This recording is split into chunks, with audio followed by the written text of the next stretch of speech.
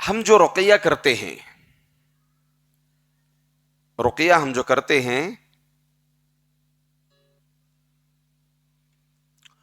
اس رقیہ کو مؤثر کرنے کے لیے علماء اکرام نے 7 ایسی چیزیں بتائے ہیں، اگر ہم ان 7 اعمال کو انجام دیں گے تو ہمارا رقیہ مؤثر ہوگا۔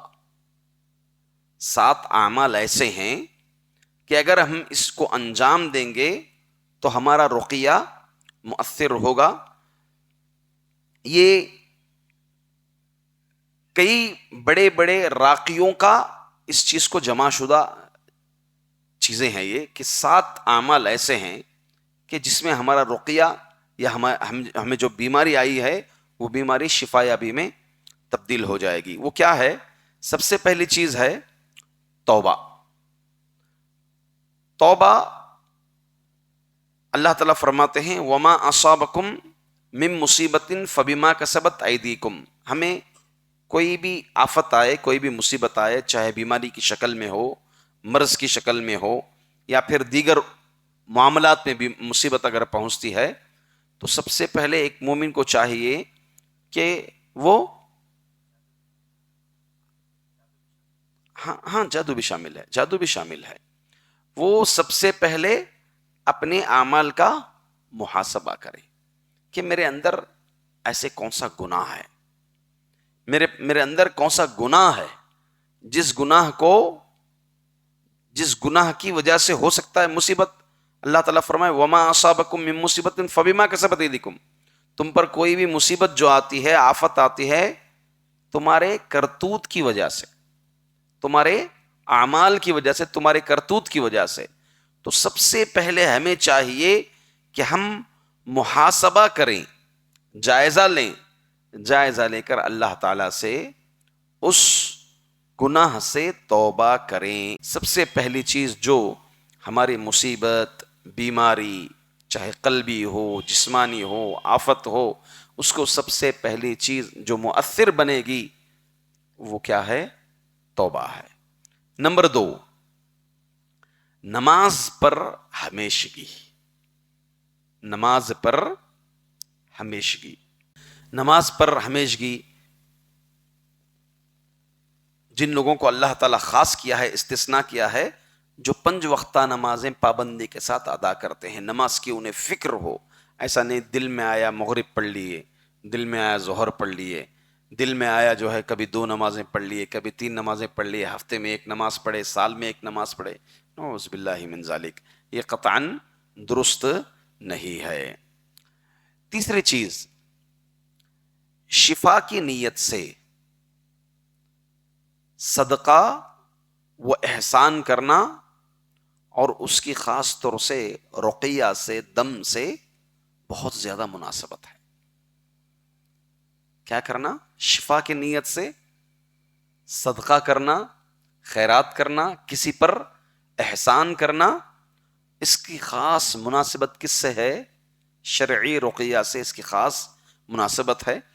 چوتھی چیز ہے ہمارے اس رقیہ کی مناسبت، دم کی مناسبت استغفار سے۔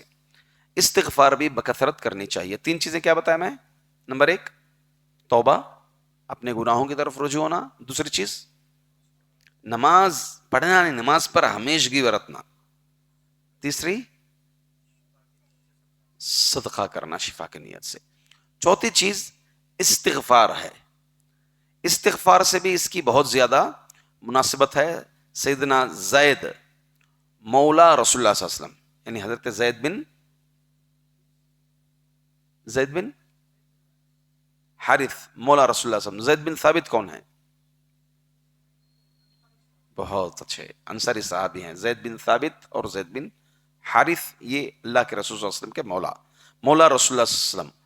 وہ بیان کرتے ہیں کہ میں نے رسول اللہ صلی اللہ علیہ وسلم سے سنا ہے، آپ صلی اللہ علیہ وسلم نے فرمایا، جس نے کہا استغفر اللہ الذی لا الہ الا هو الحی القیوم واتوب الیہ، میں اللہ سے مغفرت طلب کرتا ہوں جس کے سوا کوئی معبود نہیں، وہ زندہ رہنے والا، قائم رہنے والا ہے، اور میں اس کی طرف توبہ کرتا ہوں، تو اس کا ہر گناہ بخش دیا جاتا ہے، اگرچہ وہ جنگ سے بھاگا ہی کیوں نہ ہو، اگرچہ وہ جنگ سے بھاگا ہی کیوں نہ ہو۔